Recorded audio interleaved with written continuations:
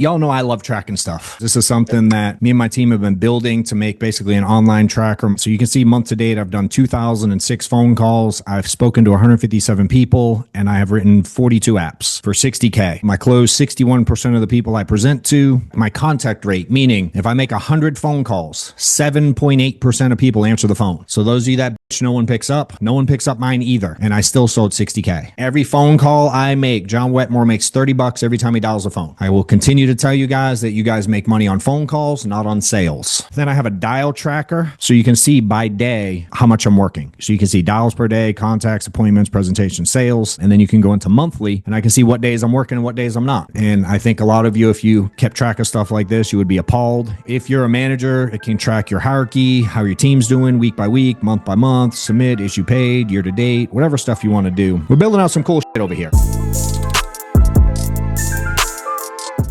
If y'all will, do me a favor, I would like to see for you guys in the chat, for you to type in how much premium you've written on your own pen so far this month. I would like to see y'all's numbers. And if you don't know, don't put it, but put what you actually wrote. Hopefully you know. Some of y'all will be good numbers. Some of y'all will be bad numbers. My goal today is to continue to help you guys figure some shit out. Some of y'all are trying to zero. I'm taking my exam right now. Well, congrats. Hopefully you're not taking it right now. That would be bad. But get your license. $695, Faith. We got to work on that, girl. Unless it was $695,000, that'd be a Daryl. That's got. Hey, I saw Amanda just told me you posted something yesterday that said you made more this. Was it more this week than all year? I think that's what she told me. The message said. Yep. That was pretty good. That right. Doesn't suck, bro. Imagine that. You start fucking listening, you start selling. My man, I appreciate it. Let's see. Lots of zeros. Holy moly. We're going to work on those. 4,800, 14K, 16K. Heather 13. I'm brand new. Faith. That's okay. Don't take it personal. Sometimes I say things and I don't mean anything. Faith, I apologize if you haven't followed. Quentin 16. Good shit, dude. Steve, 2.5 weeks in, 14K. Like 2.5 weeks, he means he's only sold for 2.5 weeks in his career. He's working with us now. Cool. Good stuff. All right. So what I'm going to do, here's what I did. I threw this little, y'all get to answer questions during the registration part. I threw that thing into a little AI Claude if y'all have never used it.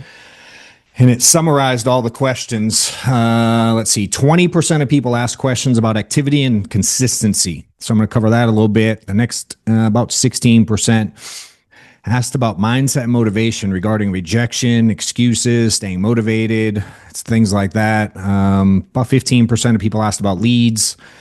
And then 14% asked about objections and rebuttals, and about 10% asked about phone stuff. The other 5% of people asked about stuff I may or may not even cover. So I'm going to go through some stuff. So y'all put, let me see if I can do this right, Reese. You should have not run away yet, but I think I got it. All right, so I'm going to share my screen. So if I go home, how do I get month to date on this thing, Reese? Why is mine not showing? Why is it showing this week? Oh, I know where to go. Analytics. All right, month to date. So y'all can see the screen? Yes? All right, so I have written so far this month on my own pen, $60,273.48. And I do this very part-time because I got 9,000 other things going on. All final expense. I don't know, 95% of it or so is already approved.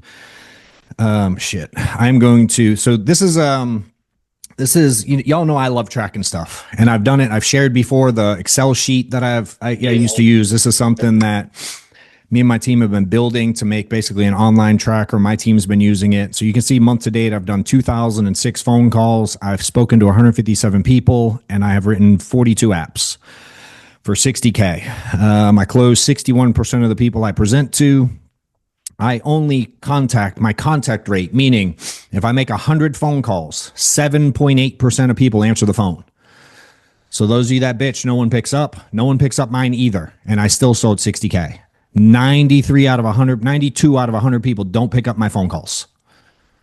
And I still sold 60K. And I will issue most of it. I mean, most of it's getting approved. A decent amount of it's going to roll into March because I have fucking Social Security dates just like y'all do. 97.6 of my apps I've written have been approved. So I don't do things that don't get approved on the spot. I don't do fully underwritten crap. I don't do stuff later. My shit gets approved right now. 90% of it's already paid, which is dope. So far, let's see, 60K in AP. I've been paid 28 grand already. And I have, this didn't update. I did an update. I have like 23 grand pending that's paying out this week. That's approved to be paid. I just haven't actually received it yet. I sell only 15% of the leads I get. So for those of y'all think I sell every fucking lead that I call, that is not true. I only sell 15% of the total leads I get. I've received 200, I don't want to go drill down. I've received 280 leads so far this month. And I've sold 42 apps. It just happens to equal 60K because my average AP is like, I don't know, $1,500, $1,600, something like that. My stats, every phone call I make, John Wetmore makes $30 every time he dials a phone. I will continue to tell you guys that you guys make money on phone calls, not on sales. And which is why I just keep calling. I don't care what they say. I don't care if they pick up. I don't care if they're negative. I don't care if they're bad numbers. I don't care. I don't care at all. Because every time I make a phone call, I make $30. Every time someone picks up the phone, I make $383. Every time I book an appointment, and I count one call closes as an appointment also. Some I book, majority I'm just trying to close on the spot. $574. And every time I present, whether I close it or don't close it, I make $886. This is how I live my life. This is the stats of what leads I've closed by lead type. All vets, all final expense. Mostly right now, I'm going to put a link out for it for the leads y'all can get if you're interested in exactly what leads I'm working. They're not magic. I've worked every kind of lead possible in the last few months. But if you guys are interested in tracking, this is a little tracker I've made. My team is helping me and update this thing as we go. Little dashboard. I've sold 17 grand already this week. I've written 12 apps in 3 days. I've spent 24 hours working between phone calls and presentations. Again, a minute of phone call, an hour of presentation. It's added up to 24 hours. I've written 12 apps. I made 11 grand this week, deposited. Again, we have some stuff pending, but do you have the sheet? Let me see where the sheet is. All right. Y'all see the dial tracker. Yes. So y'all know I use one of these by hand. Every time I dial, I do a little check mark. I've shared this thing before. Does it show and then I use a client sheet. So every time I write a client, this is what I'm handwriting as I'm taking the app. As I'm conversing with them. This is like my inventory sheet. There's all kinds of different names out there for it. You can get all of these. I've shared them all. I'm going to give you guys, but what we've done is we've taken I took the idea of this tracker and this sheet and we've put it into a digital form here. So this little deal here, I go in after and I hit this little button here and it scans that sheet that I hand wrote and it uploads all the client information in here. I hit submit and it goes into a client database. So this keeps track of all my clients. Everything I've written, the color coding you can see is green is paid, blue's approved, pending, yada, yada. And I can click around and see like pending deposit. So I have $21,852 in pending deposits right now. They've been approved. I'm just waiting for it to hit my bank account. Right. So I like to track stuff like that. I only have 2 policies pending. Out of all the apps I've written, only 2 are not approved yet. Those are canceled all time. So 144 sales since I don't know when is this in September, Amanda? I think this is since September. I've written 144 apps. So what we do is we go in and we enter our new clients. It posts a sale. It posts if it's pending or missed. You can add a spouse. You put all the goodies in. It's literally the exact sheet, digital. Clients are there. Then I have a dial tracker. So as I put things on that sheet at the end of the day, we just go in and we enter our daily numbers. So we just plug them in here. And then Reese made most of this page, all this color coding. So you can see by day how much I'm working. So you can see dials per day, contacts, appointments, presentations, sales. I've made 4 sales each of the last 3 days. And then you can go into monthly and I can see what days I'm working and what days I'm not. And I think a lot of you, if you kept track of stuff like this, you would be appalled. And this is why Daryl has made more money this week than he has all year, because he started listening and tracking his shit. And when he doesn't work, I yell at him. And now he's working. And when he doesn't buy leads, I yell at him too. And you spent a good bit on leads this week, didn't you? What'd you drop on leads this week? It was just $2,000. Say it slower and louder. It was $2,000. $2,000 on leads this week. Yeah. First time you've ever done. What's the most you've done before that? Probably just $1,000 or maybe 15 at most. Okay. So nutted up, spent some money. Sales are easier that way, aren't they? Yeah. You come across some more. They ain't magic, but you come across some people that want some insurance. For those of y'all that run teams, this is something we're going to release. This is free. Y'all can go to tracker.johnwetmore.com if you want to register. You can use this at will. We are going to build a paid version eventually, mostly for the teams because people have been seeing me share this shit online. We're building this for me, but people always ask, and I always let people use our stuff. But we built this in about a month. So if you're a manager, it can track your hierarchy, how your team's doing week by week, month by month, submit, issue paid, year to date, whatever stuff you want to do. One of the things I like about it is if I click on, actually I can do team. Let me go to, where's team? If I go my team and I click on team, I can see all the production for the team. Where's that thing, Reese? Where does that sucker hide that shows the hierarchy? How do I see that? Builders. Go to builders. Builders. Got it? Yep. Oh, yeah, dope. All right, so if I go here and I click on, say, Giovanni, now it draws out his whole group. So you can see who's written where they are in the hierarchy and all that jazz. And then you can see a list, too, if you want to see list by hierarchy or the production by hierarchy. So we're building out some cool shit over here. All your agent sales. So all the sales by agent in your group, deposits, you can track deposits, all the deal. You can track leads, put in how much you're spending on leads, where you're buying leads. You can track investments, like if you're buying leads for agents, you can do all that. And there's a whole analytics page, which is the first screen I showed. Again, you can register, you can use it. Eventually, again, there's going to be a paid version for teams, individuals. I don't know. We'll probably, right now it's free and who knows what we'll do with it. But you can get in it now. If you want to use it. This is how I track my shit and take it from paper to digital. Let's see. Let's go through. And again, if y'all want to ask, I'm going to open it up as always at the end for questions. Not a CRM. I'm not a CRM kind of guy. I am working on having it do. I tested last night, Daryl, funny enough. And it works. I set it up all by myself without Amanda or Reese because I was bored at night.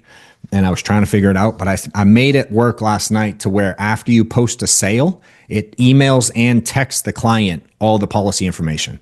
Hey, Bob, thanks. Your policy's approved, yada, yada, Americo. Here's your policy number. Here's your payment date, blah, blah, blah. Thank you, John Wetmore. So it texts and emails it out now. So y'all will have that soon. I tested it last night on my own. It worked pretty sick.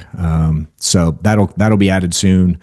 There's a link if you want for the goat leads. It's buygoatleads.com, like B-U-I, buygoatleads.com. Those are what I'm working. Again, they're not magic. As I say, out of every 100 phone calls, 92 don't pick up. I do have some more stats on it I'll share in a minute. Actually, you know what? I think I'm going to share that now. Let me see. How do I go back to... Let's go share. Is that other screen up there, Reese? Hopefully. Which one is it? Is it this one probably? Yeah. So this thing here, out of my phone calls, 92.2% of them went nowhere. So 1,849 phone calls, nothing happened for me. I only spoke to a human 157 times out of 2,000 phone calls. Okay, so for those of y'all that say nobody answers, I'm like, I know. I play the same game y'all play. I just play it more often, and I play it faster. Let's see. 107 never, out of 347 leads, 107 of mine never picked up the phone. So 1/3 of my leads I never speak to. Ever. In the history of time, will I ever speak to them? Never. 68 of them, for some reason or another, I sent them to the team. They probably hung up on me, didn't pick up, whatever happened. 50 of them told me they weren't interested. 32 no-showed me. 31 were bad phone numbers. 25 I sold out of the leads I got in February. I think it was 42 apps or whatever it said. All of the other apps were leads from January that I was still working in February. What else do I want to share in here? I already showed you how much per dial. So this is my rejections for the month. So for those of you that are worried about rejection, here's how many times I was rejected: almost 2,000 times in February. So if you don't like it, quit, because you ain't getting rid of it. So yeah, there's my stats, real deal numbers. So I believe if I can do it, y'all can do it. Just most of y'all won't. Most of y'all won't put up the leads money. Most of y'all won't make the phone calls. Most of y'all won't call leads as much as I call them. I've gotten, I think this week so far in 3 days, I think I've gotten about, I think it was 70 leads total so far this week. And I've made about 600 phone calls this week on 70 leads. So just in 3 days, I've called each of my leads on average 9 times. And granted, some of them pick up on the first call. So some of them per lead, some of them I've definitely called 12, 15 times by now in a couple days. And I just work the leads. I think for me, the overwhelming difference is I am not looking to convert every lead. I think so many people that get into this space are trying to, I want to make it so I see more people. How do I do that and not mess it up? Gallery. This doesn't mess y'all up, Amanda, right? What you're trying to do. Your view's good. Cool. I hate only seeing me and 2 people. I am approaching this thing where I'm literally just hunting for people who pick up and aren't assholes and want to talk about insurance. That's the game I play. I don't know what game y'all are trying to play and convert all the people who say they don't want it or aren't interested or didn't fill it out and it's not them. And I don't want to give you my social and I hate you and please stop calling me and fuck off. And I'm not trying to convert those people. I don't care. I know they're in there. Some of the questions in here are like, about like, how do you deal with it and the emotions of it all? I don't know. When I make $30 a phone call and someone tells me to F off, in my head, I just thank them for the $30 and I move on with my day.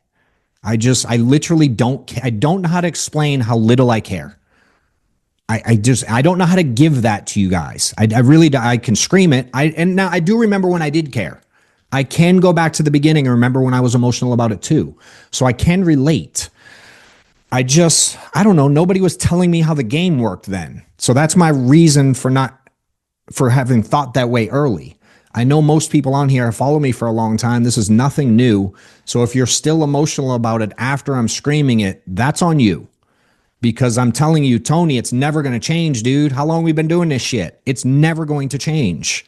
These people are crazy. They're psychopaths. They fill shit out and then they don't pick up their phone. I'm not confused. Hey, I had a lady just a little while ago. I called her. She said it was the wrong number. And then simultaneously in my DM, we were texting her at the same time. She booked an appointment on my calendar 3 minutes after she told me it was the wrong fucking person, that it wasn't her.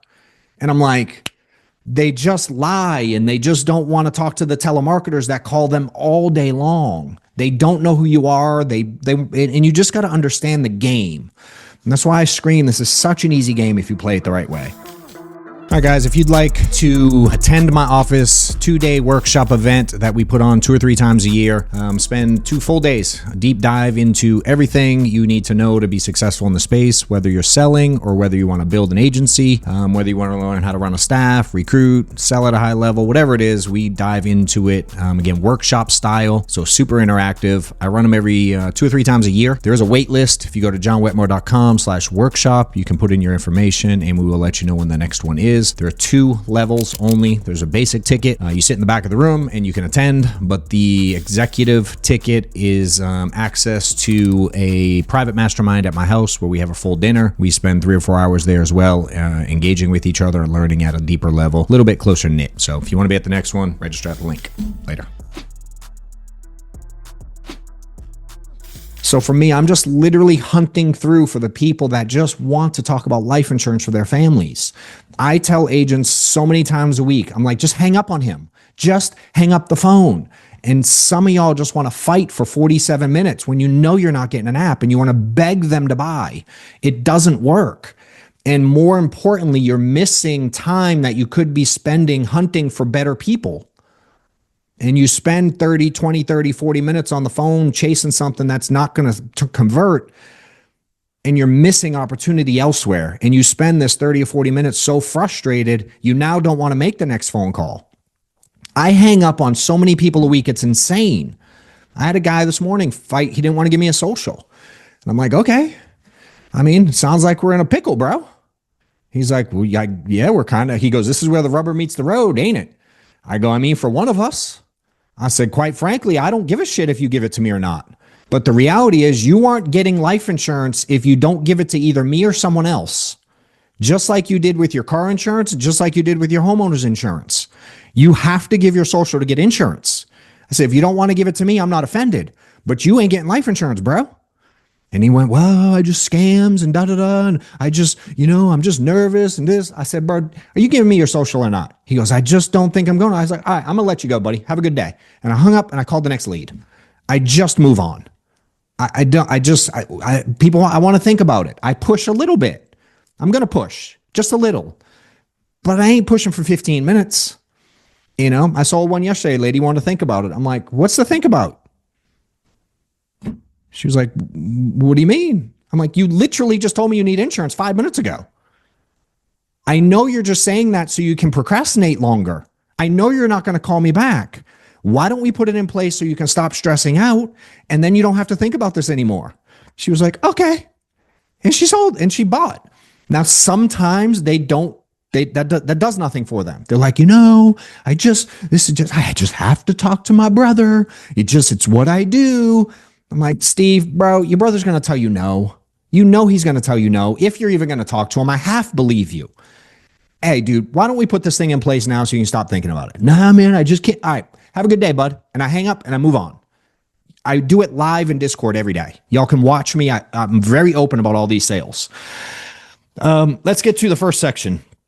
Who do I want to talk with? Let's see. I put some notes in here. Tracker. I got all that. Let's see. Chuck, pool, overcoming my own BS, Lee Dotson, daily and weekly goal setting, Tashala. I'm going to mess that up. How do you stick to your schedule? Keegan said, how do you avoid distractions? Christy, staying motivated to get dials in without getting distracted. Jerry, maintaining activity and momentum. D'Amica, being consistent. And Diana, mindset and consistency. Man, so I think for me, I think a lot of y'all overcomplicate this. I think a lot of people overcomplicate every piece of this business. But I don't know. Think about anything. Imagine being like, I got so distracted and I didn't eat any food in 9 days. Nobody says that shit. You eat all the time. We don't forget that. We don't we get out of bed and we brush our teeth. Why? It's just what you do when you get up. You know what I mean? You get up and you take your kids to school. You change your kids' diapers. You don't miss your favorite show. You don't most of y'all understand consistency and discipline and repetitive things. You just don't do it with this, and I think what it boils down to is you really need to know what it is you're fighting for. I do have a little bit of a hard time teaching this because I think you're trying to convince me that being consistent is harder than it is. It's just a choice. You either choose to do this when you know you're supposed to do it, or you choose to do something else and give yourself some excuse as to why you don't do this. I just don't let things get in my way. Everyone in my world, I follow a calendar, and I don't start dialing at 6 a.m. I don't have to do that anymore. Quite frankly, I can sell enough insurance. I have quite a bougie ass schedule, to be honest. Because when I come in and I dial. My typical day is, I don't know. I roll into the gym around 7 or 7:30 typically. I usually get into the office. An early day will be 9. A normal day will be 10.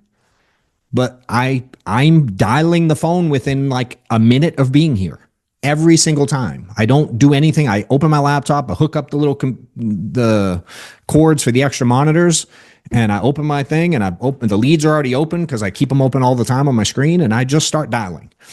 And I think, again, for me, one of those, hold on, let me see if I can share this thing again. One of these things here, see if I can find the one. Analytics. Let's see. This one here. Y'all see this number?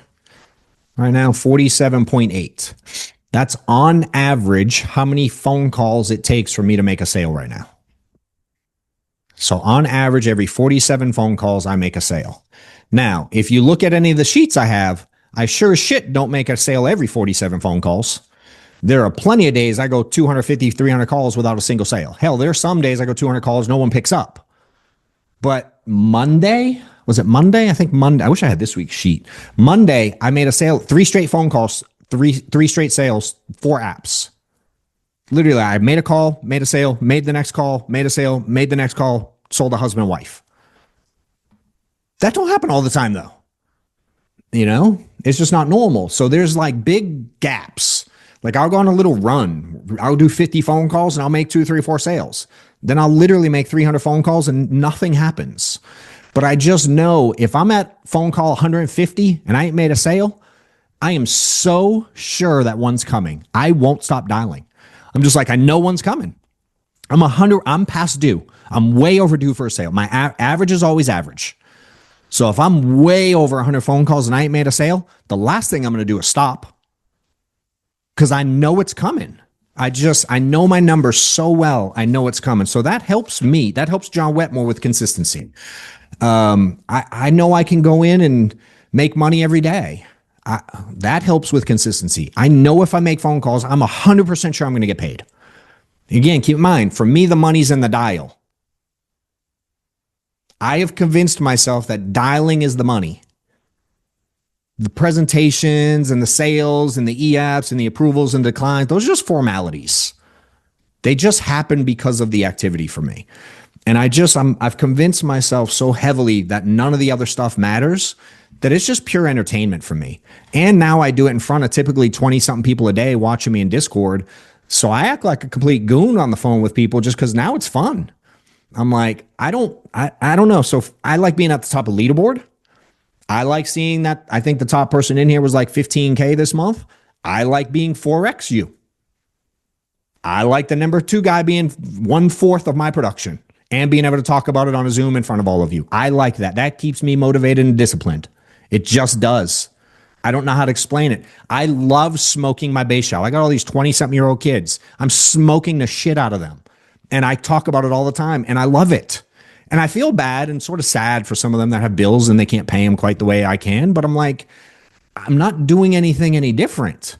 Now, I have a skill set. I've been doing it a long time. You know, so what I've been saying lately is like, I have no advantage dialing. So like the pickup rate, they don't know, oh, John Wetmore's calling. I saw him on YouTube. Let me pick up. It don't work that way. I have zero advantages making phone calls. Where I have a bit of an advantage is when they pick up. I happen to know how to work them better than you do, probably. I've gotten pretty good. So I think for me that it all goes back to, why do you do this? I have my own reasons. I like to be at the top. I like to be a leader. I like to, I don't know. Is showing off the right word? I don't really know. I like producing more than the people around me. I just get joy out of that. I like watching my kids that I can work my face off and pay for whatever they want. I like being able to do the things I can do for my family. I like being able to take my staff and travel and I just like being able to do that stuff. And if I'm not disciplined, I like the house I live in. Some of y'all been to it. That shit's expensive. I like being able to pay for it very easily and not stress out. I like the nice car I have. It keeps me working hard. I have a very overpriced car. It's stupid as shit. It's still made out of the same crap as the Kia was made out of. But it's 7 times the price, maybe more. I like being able to buy it. You know, I don't know. That stuff keeps me disciplined week in and week out. My schedule is what it is during the day. I'm at the office, especially lately. I don't know, 7, 8 o'clock a lot lately. I mean, y'all that are watching me dial see when I leave. It's dark when I leave. My car's the only car in the parking lot, and we have a complex of like 12 buildings in here. I'm usually the only car left when I leave at night. You know, I don't know, people, you have family. Yeah. Maddox is playing video games and Stephanie's watching TV. Like, they don't give a shit. You know what I mean? Like, I go to his baseball games and I take him out to eat dinner and we play pool and, you know, pickleball and all the things. But for the overwhelming majority of the time, my job is to be a provider. That's what I do. You know, Amanda's husband's a firefighter. Steve used to be a cop. They have crazy fucking schedules. When he works 24 hours on Christmas Day, no one's like, why are you working on Christmas Day? This is his fucking job. That's what he has to do. You know, it's just, I don't know. I don't overcomplicate this. So right now, my phase of life, this is what I do. So I stay with it. My family knows my schedule, and no one's going to mess with it. They know, like, my wife has to put Maddox's baseball games on the schedule early because she knows if she doesn't, and I book something else, the something else is going to win. Now I can change it, but if I book an event, let's say in April, and I go, I'm traveling here in April, and she doesn't remember to put something on the calendar, she doesn't go, hey, can you cancel that event? We have baseball. She knows my calendar. Whoever gets to my calendar first wins. That's kind of the rule. So if Amanda needs something, she puts it on my calendar. Steph needs something, she puts it on my calendar. If Reese needs it, they just put it on my calendar. And if it's not there, I control it. And during those days I work, I just dial every day for the most part. I dial a decent amount of Sundays. I don't dial a ton, but I'll mess around on the phones a little bit typically. Yeah, I mean, so that's kind of my schedule. It's kind of all day, every day, a little bit. You know, again, after the gym, I come in here and I don't know, spend 8, 9, 10 hours in the office, and then I go home. A decent amount of times I'm back on the phone at home for a little while because I get bored, and then I'm always on the computer at night working. That whole tracker app, I don't know what percentage of that I've built. Probably, I'd be willing to bet 75% of it. Well over 50 myself. I spend a lot of hours at night working on that. You know, I like setting up my business. I love working on my business. I wouldn't know what else to do. To me, it's a hobby too. So I don't know how to give that to you guys. Find a deeper reason why you're doing what you're doing. You know, if it's just for the paycheck, I don't know that that's going to drive it. I don't know. I struggle with that one. I think when every one of you had a job before, you had no problem showing up on time and showing up every day and showing up to the meeting you had to be at, and you had to be there till 5 or 7 or 9 or midnight or third shift or all the crazy hours you've probably all worked in your careers. And if someone in your world needed something and you were on shift, it's not like you could drop it and go do it, but suddenly here you can. I mean, that is kind of on you. You know what I mean? If you don't have the ability to tell someone no, I don't know. I don't have a problem telling people no. My phone is on DND all day. All day. My phone stays on do not disturb. So I can't be distracted by phone calls because I can't get them. 6 people can get through my DND. I think Amanda, my wife, 4 of the kids. How many of the kids are my favorites? Maybe 4 of them. The 4 that call me. 3. Only 3. Might be only 3 of them. No, they're Braden, Gabby, Maddox. Oh, Shaylee's not. Yeah, so 3 out of the 5 are on can get through D&D. The other 2 don't need me. They're fucking grown ass adults. And one buddy I talk to most days of the week. That's who gets through my D&D.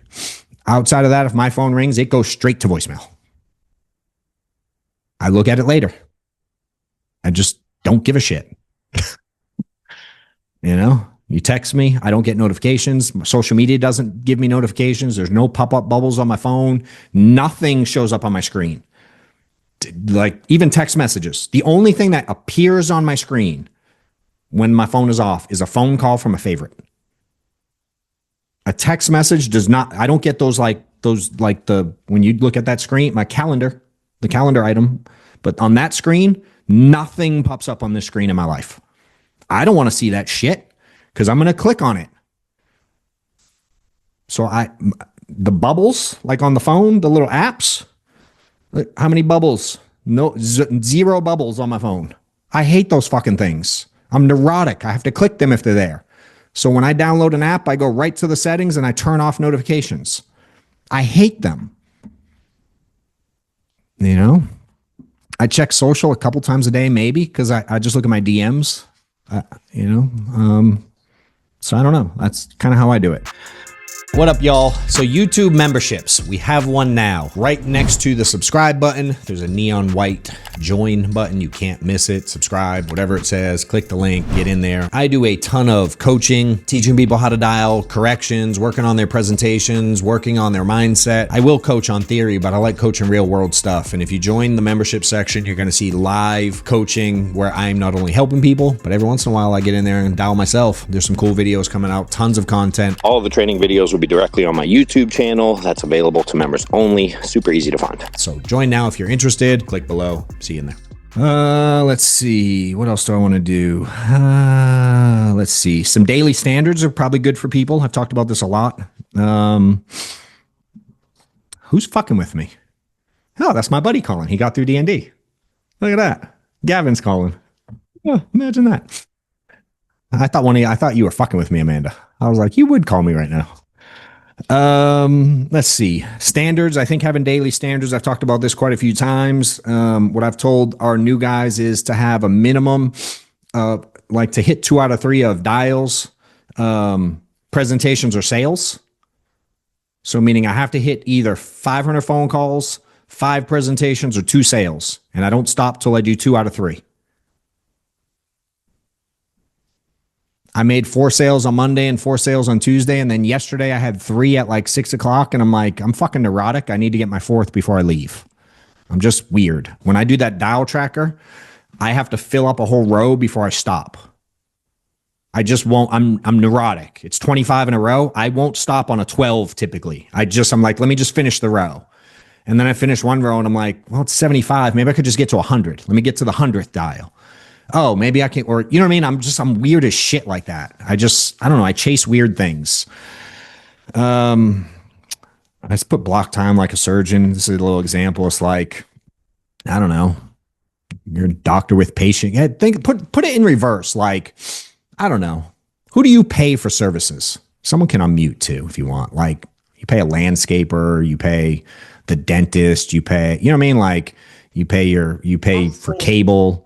You pay whatever. Can you imagine if, like, I don't know, your landscaper is supposed to come every Thursday and he shows up and he's like, starts cutting the lawn and then he just sits down and starts taking phone calls from his buddies and starts playing on Facebook in your yard instead of cutting the grass. He's just like on Twitter, just dicking around in the grass, and then was like, you know what, I'm gonna leave, and just leaves half your lawn cut and half your lawn long.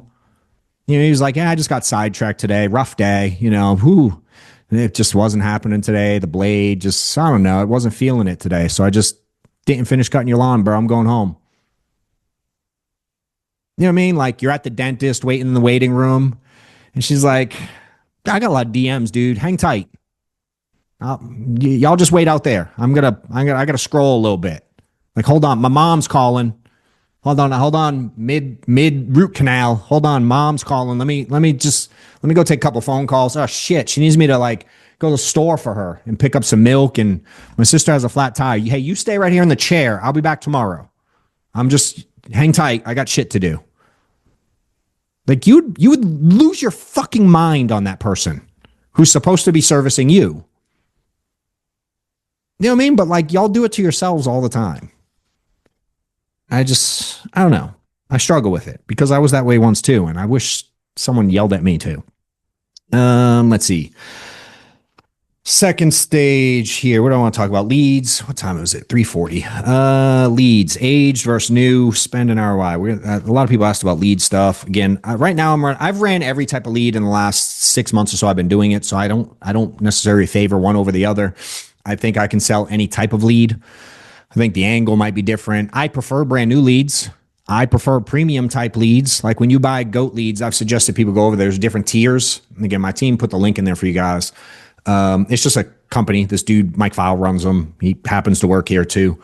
And I happen to like him, and I know how hard he's working to make at least a higher intent lead on purpose, in the sense that they have to fill out a lot of shit. You know, this isn't a lead that's like, hey, click here if you want free tokens to your Facebook game. And then they click it, or Walmart gift cards, or whatever other crazy stuff's out there. But for me, it's like their lead types, they have, someone can correct me because I only buy premium. They have like premium, mixed, and then what's the regular standard or something, like basic ass? I don't know what they're called. For me, I buy premium because they fill out more information. I figure the more information you fill out, the more stuff I can verify, the more I can jog your memory when I get you on the phone. It doesn't mean they're all going to buy. My number, I only buy premium leads. And you can see again, still 92 out of 100 ain't picking up the phone for me. Phone calls, not leads, phone calls. So I think what I've learned over the years is if I get a lot of leads in, I have a lot of people to call and I get less frustrated. You know how when you're like calling the same stack of leads, you like know what someone's voicemail is going to be? You know, I got one that was like, hey, this is Susie Lou. You know what to do. Good for you. On the voicemail, they do these little corny things on the voicemails. Like, and you call it and you know it's coming.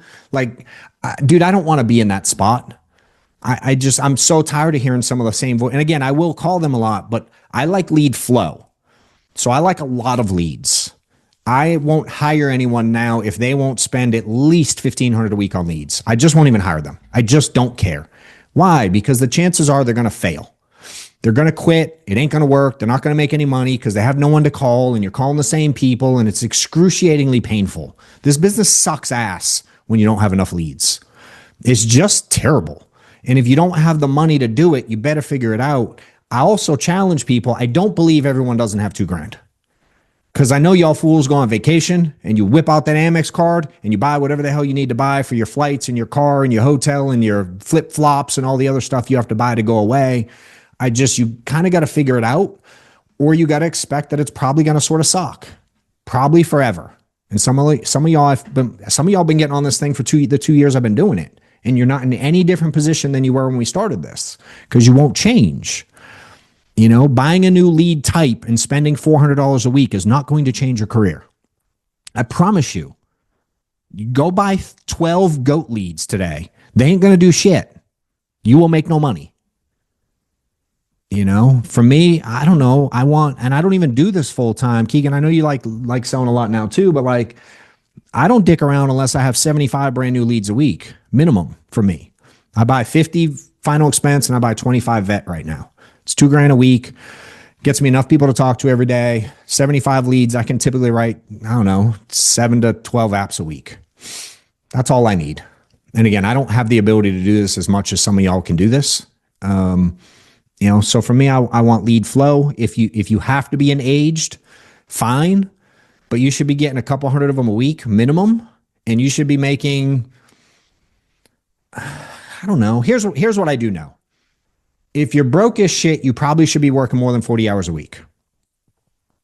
I just live by that kind of concept. If you're presenting to someone takes an hour, 20 of those a week is only 20 hours. I can tell you based on the numbers y'all are selling, most of y'all aren't presenting 20 times a week. Or you'd be making money. Or you just suck ass and someone needs to train you, which I like those people, to be honest. We have a couple of them in our group and we bring them in, we teach them how to sell. But again, if you're presenting, it's like, I don't know, does anyone in here present more than 20 times a week? If you do, put it in how many times you present a week. There's going to be very few of y'all. But even if it were 20 a week, that's only 20 hours presenting as a professional salesperson.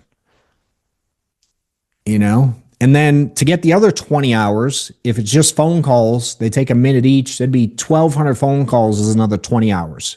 For you non-math people, you're just going to have to believe me. You know, so if you're not doing somewhere in the ballpark of 20 presentations and 1,200 phone calls a week, you're part-time. If you're broke and you're still only doing that or less, I just don't have a ton of sympathy. Because I know most of my career, especially when I didn't make any money, I was working 60, 70 hours a week in warehouses and restaurants and all kinds of stuff, multiple jobs. I'm sure plenty of you have done it. You know, if we go, all right, maybe I should work 60 hours a week. I don't know, that would be 30 or 40 presentations in a week to get that kind of hours in. Like actually working on the things that matter, phone calls and presentations. That's all that matters for you guys. Some of y'all might be building, maybe recruiting counts. But all the other stuff that you need to be doing, that needs to be in your like extracurricular time. I know we have to call carriers. I know we have to do trainings. I know we have to be on stuff like this. I get all that. But that needs to, I don't know, to me, that was like, I always compare it to when I went to night school. I had a full-time job and I went to school at night, or you work overtime. That to me, all the other stuff is in addition to the hours I need to work. And that's helped me understand, again, for a lot of y'all spending $300-400 a week on leads, you don't have the ability to work full-time. There's not enough people to call. You physically can't do this, And so I wish a lot of y'all would be real with yourself and understand it's like, not to be mean, but give another business that you can invest $400 in and make any kind of money. I don't know of any, and I started with no money. So there is a way to put $400 in and work your face off and make 1,000 and then put 1,000 in and work your face off and make 2. And then, you know what I mean? Like the beginning, I get it's hard at the beginning. I'm not confused by that. I did it. But some of y'all drag that process out for so long, and you refuse to go all in lead investment. And what I'll challenge you also to do is think about some of y'all that go, I wrote 12 grand in a month. Let's just take some. There was a lot of that were in that kind of weird range, 10, 12, 14 grand in a month.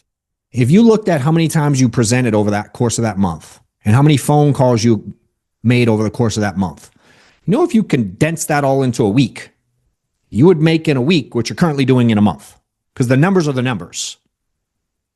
Now the reality is most of y'all don't track them, so you have no idea what you're doing. And then the bad part is I know a lot of y'all that do the track your numbers and you tell me how many dials you make. I do know there's a lot of y'all still lying about how many phone calls you make. I can definitely see that when I see there's some people in our group that do it and we make fun of them every week and they keep doing it. I mean, 17,000 phone calls and 4 people picked up. I'm like, okay, sure. But I for me, that always helped. It's like because at the beginning, the first couple years, the first year and a half, I was only selling 8, 10, 12 grand a month. And when I looked at my monthly activity totals, that wasn't as much as some people were doing in a week. I'm presenting typically, I don't know, how many I have this week, Reese or Amanda, one of y'all can look. I don't know how many, that paper, I think I filled, I bet I'm well over 20 presentations already this week. I would think if you look on that this week's tracker, that sheet, it's on the thing. I just don't want to open it again. But yeah, I mean, I think again for your schedule and your lead flow, it's like you need enough lead flow to be presenting 5 times a day. You do a real presentation 5 times a day, like where you're getting into numbers and having conversations and getting their social and doing underwriting, like real presentations. You do 5 a day, every day minimum.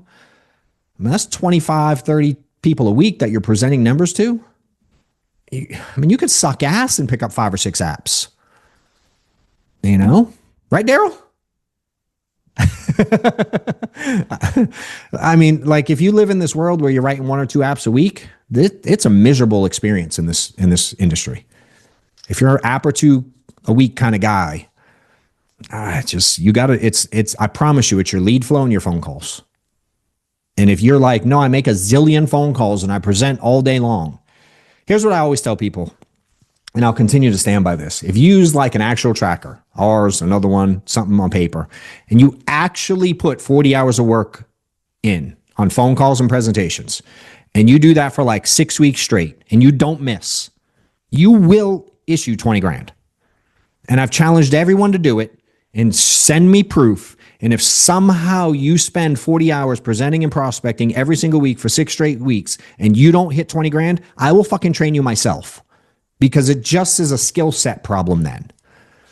And I've been screaming that for 4 years. I've not had one person I've had to train one-on-one. Most don't do the work. Most don't change and do the work. The overwhelming majority. The ones that I hear back from, every one of them ever says, no shit, it worked. Imagine that, it worked. So I'll challenge you guys to do the same. And if you use the tracker we have, it calculates your hours. Sorry, I'm putting you to sleep, Giovanni. I don't mean to. I'm fucking with you. Let's see. Anybody? So who on here asked about phone stuff? There was Gabe, Alandaru, Daniel, D, Sharon, John. Someone here want to talk phone stuff? I don't really want to go through phone script stuff unless I'm doing it with someone who's sucks ass and is willing to unmute. Who asked about phone script stuff, objection stuff, phone script stuff, what to say? Everybody's scared. Otherwise, I'm going to skip that topic. No one wants to go through it.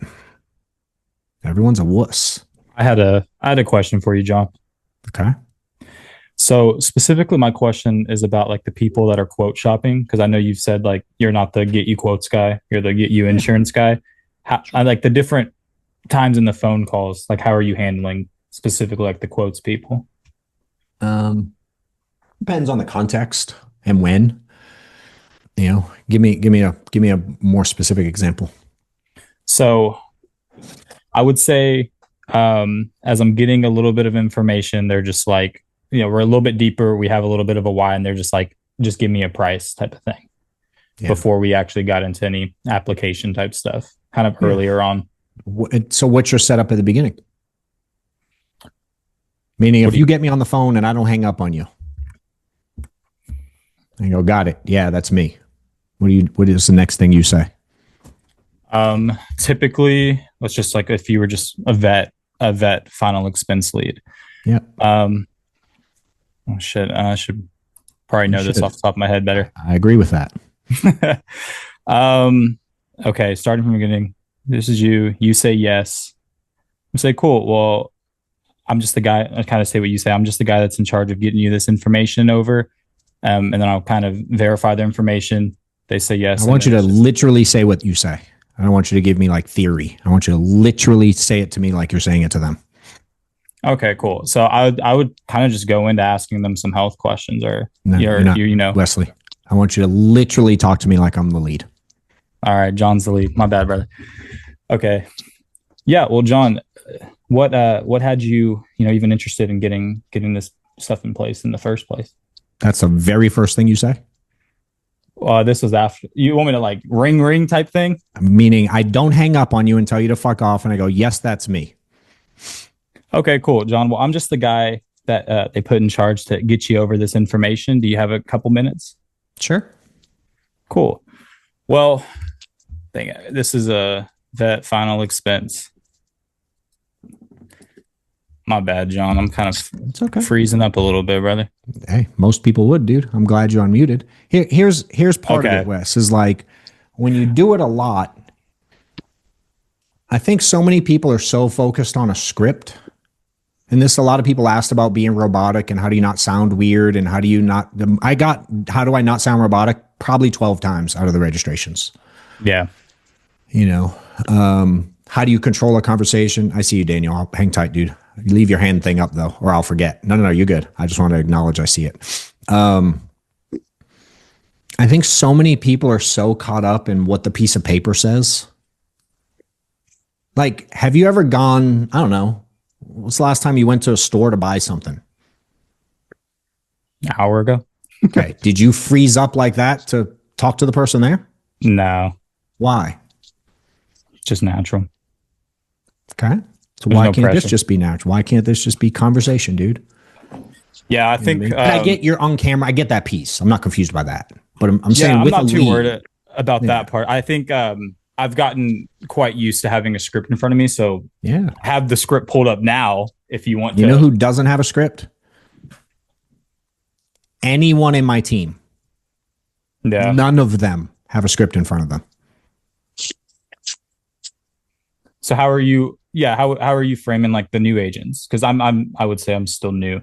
I make them stumble all over their face, and then we fix it as they go. And they watch me do it live, and they watch Giovanni do it live, and they watch all of us do it live, and then they unmute me. You've watched us, dude. You've seen it in the Discord.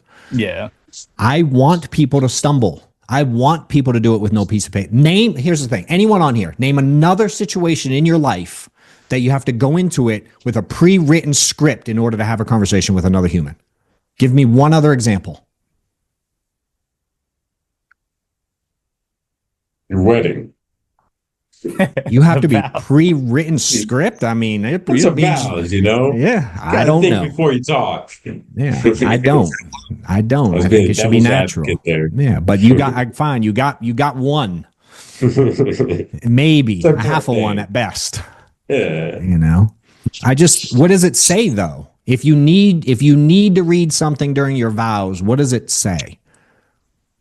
Is it fair? Is it not fair to say Focus. though? Like, for instance, me, I haven't had enough conversations for it to flow super. Obviously, at your level, but even at like Yeah, but I'm saying Adeline's level even or Daryl's something. brand new. And Steve, hey, Steve's been with us 2.5 fucking weeks, dude. Yeah. How much you written this week, Steve? How many apps? 7 apps. Yeah. Hey, what Oh, script yeah. did I give you, bro? Didn't give me one at all. My man. Fair. So I don't know, dude. I'm not saying they don't work. I'm just saying not having one certainly fucking works too. Yeah, but you're going through a And- sales process now. I mean, but wait, did I hand you anything on paper, Steve? Daryl, Giovanni, Craig, Ramey, did I give you anything? Piece of like, here, follow this. Not Fair. at all. Nothing. Yeah. I just say, watch me. And again, it's just have a conversation. Again, dude, they filled out a piece of paper and we're calling to verify some stuff. You don't need a script for that. Right? And then again, for me, it's the beginning is get an understanding of what made them fill it out. What are they looking for? For those of you that have followed me for a while, you know I've helped build this agency up to over $200 million in paid annual premium per year. We have over 5,000 agents a year that sell, and I am rebuilding. We're building a new base shop, helping people build big agencies, get to multi 7 figures in income, or producers that want to just sell and get to a multi 6 figure sales career. Hit me up. I'm hiring direct. I'm looking to train and mentor winners that want to work their ass off and build something dope. Click on the link below, or you can go to johnwetmore.com/join and put in your application. We'll see if I'd be interested in working with you. DM me, hit me up, whatever you like. So at the beginning, dude, I'm like, hey, Wes, all right. Hey, man, I'm just the guy they put in charge of getting this info to you and figuring out kind of what it is you're looking for, man. So I underwrite for the top 30 insurance companies in the country. And all that means is my job is to ask you some personal questions so I can understand what it is you're trying to accomplish. And then I'm going to ask you some health questions because more importantly, I have to figure out whether or not you're even eligible for anything. Okay. And once I get those questions answered, what I'll do is I'll look at all the different companies and find out who's going to give you the most insurance for your money. Is that cool? Yeah. Some variation of that. And I told them 3 times in that sentence that they're buying insurance today. Fair. You know what I mean? And so then for me, dude, I'm like, all right, bud. So, hey, it says here you have no life insurance at all. Is that correct? Correct. I don't know if it says that or not. It's just the way I ask it. Fucking works Yeah. really good. Sometimes they say they do. Sometimes they say they don't. But I've learned I just ask it every time that way. It's fucking fun. You know? And then I'm like, no. Fucking well over half the people say no. And hey, one day Reese will put out a video. I then very next go, uh-oh. Damn, why not? Yeah. You know, I'm immediately getting into a conversation about insurance. So if they say to me at that point, they'd have to be like putting on the brakes hard. Whereas yours, it was just kind of like vague. You know what I mean? And again, I know you're newer to it and it's all good, but I think that y'all have to get more intentional with the questions. That's the piece most are missing. And I don't know how to teach that on a piece of paper because everybody responds slightly different on every phone call. You know what I mean? They don't all go exactly the same. So what I need to do is teach people how to respond to folks. I need to teach people to listen to and be aware of people's tonality. What would you say? Answer, you know? You're going to hate this question. No, that's good. What would you say if you had to systematize like a sales process, like intro, this, what's the flow of your, what's yours? Don't look at the paper. I just have it. Don't look at the paper. I just want you to talk to me, dude. Okay. Just I'll intro. What's yours? What are you trying to accomplish? Well, trying to understand their insurance needs. That's the very first thing you're trying to accomplish? Well, we want to make sure that, again, I'm picking up after you confirmed, but okay. I would say intro is the first thing. You want to make sure you're talking to the right person and that they know. So I'm trying to accomplish them not hanging up on me and listening for 4 seconds. Fair. I'm not trying to do an intro. Yeah. Most of y'all get hung up on because you're so caught up on your intro. I don't have an intro. Mine's, hey, Wes, I just want you to listen. That's it. That's step one. Listen. That's it. Gotcha. That's all I want. I want your ears for a minute. Not even. I want your ears for 10 seconds. So that's step one for me. Okay. Gotcha. What's your next step? I would say step 2, it would be like verifying some type of information that they put down. Yeah. Which does what? Just reminds them of like what they filled out or that they were looking for insurance. Yeah. That's my step 2 also. The very next thing I want to create some kind of trust. I want to be like, oh, this dude knows me. And for me, I want to drop personal information as fast as possible before I say anything about insurance or benefit centers or why I'm calling or I'm licensed anything, or I don't say any of that shit.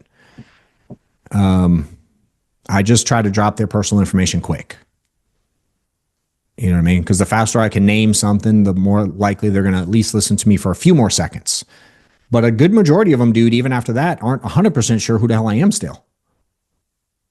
But they at least listen because I talked about their hobby, their date of birth, and or their beneficiary. You know what I mean? So I still get, yeah, wait, who's this? I ain't mad at that because who's this means they're about to listen. Yeah. I'm just looking for people to listen early on. That's it. Then I can do my job. If they ain't listening, then you have friction you're fighting. You know? And when you read a script, hi, this is Wes getting back to you. I'm the state licensed underwriter assigned to your case. Like, dude, they're hanging up on you, bro. Yeah. They ain't listening. Nobody wants to hear that shit. Does it work sometimes? Yes, I get it. And are scripts good? I don't know. Sure. Some people say they are. I believe them. I just know that I don't give them out and we do well. Fair. You know what I mean? I'm not saying one's right, one's wrong. I'm just saying they both work. And so you're immediately, you know, once you get past like obviously I would assume a couple steps in, you get the why and stuff, and then you go into those health and those personal and health questions. You're already like applications open or your integrity connect, and then you're just going straight into the application from there. Yeah, I mean, for me, I'm like, all right, Wes, hey, do me a favor. Help me understand, dude, when you filled this thing out. Again, if they have no insurance, it's even easier. Yeah. But for me, it's whether they have it or don't, it's some form of, hey, Wes, do me a favor, explain to me, just give me a little kind of understanding. What is it you were trying to accomplish, dude, when you filled this thing out? Give me a little, like your version. What were you trying to accomplish today? You're asking me specifically. Sure. You throw me with whatever the fuck you want. I'm getting older and I don't got any insurance in place. And so I got a son I want to leave some money to. Got it.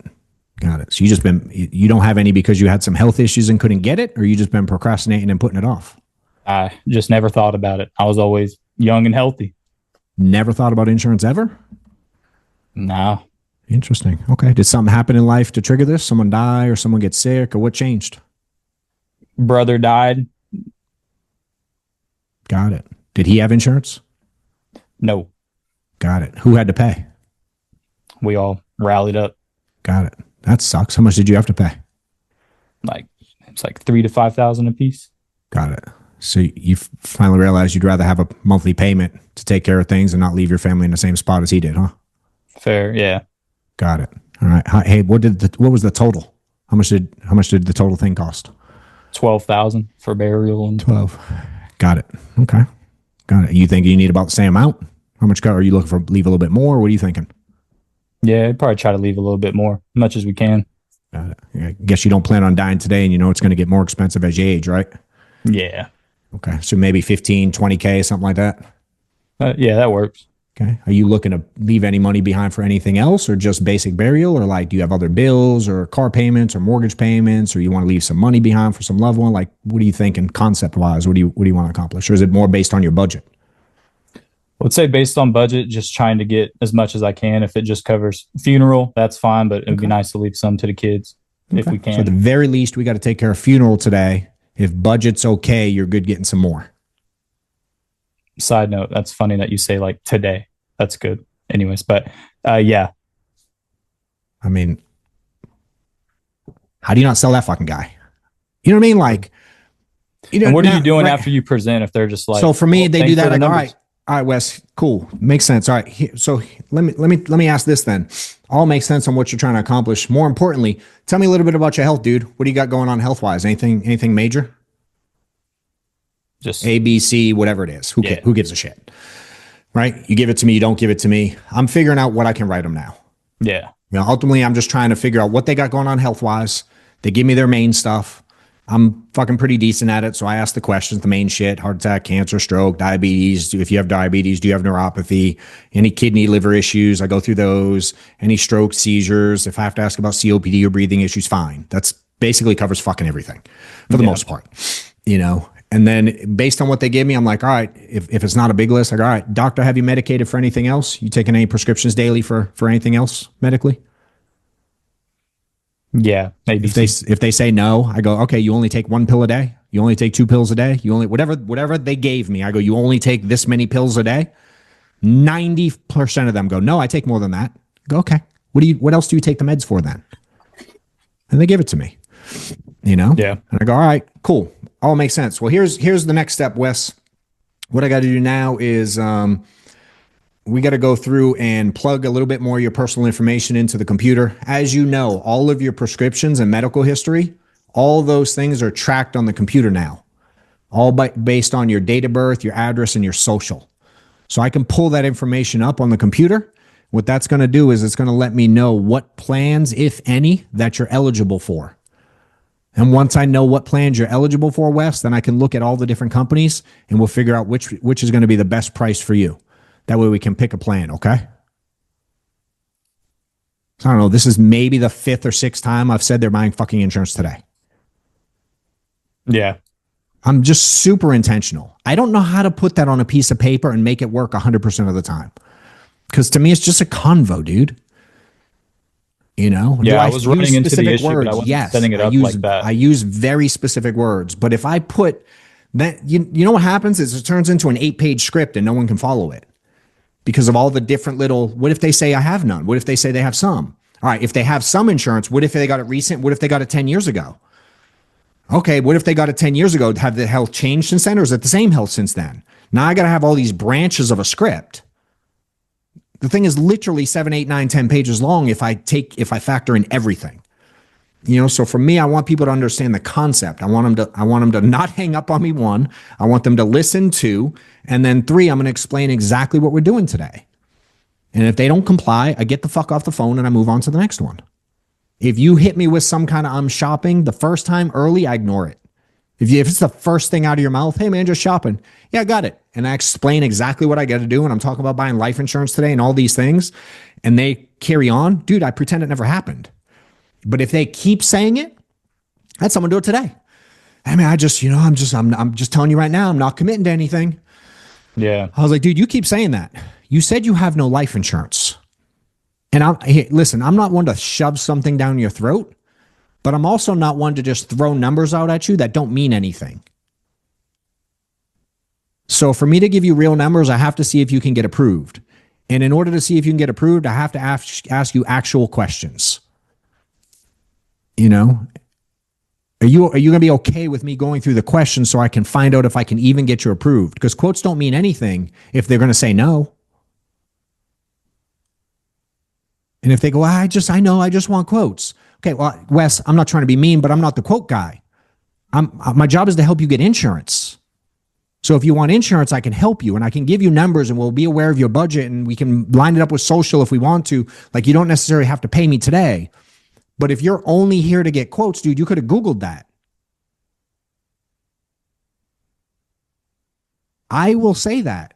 And I will save myself an hour and 12 minutes fighting with someone. And I will move on. That's not who I'm looking for, dude. That's the guy. To me, it's like, I don't know, we're trying to date and think of something you dislike about someone, some character trait that you just don't like. And I wouldn't take in the very first 5 minutes into the date. I don't know. They got some weird fucking quirk you can't deal with. What do you do? I don't know. I'm probably not going to try to spend the night with her. I'm probably going to get the fuck out of there. All the girls have the thing. Let me go to the bathroom. They go to the bathroom. They call their girlfriend and like, call me and say there's an emergency. And then they pretend there's an emergency and they get the hell out. Like there's a bailout plan. And for me, it's just like, Dude, I'm not dicking with that person. Why? I know he's going to tell me no later. Yeah.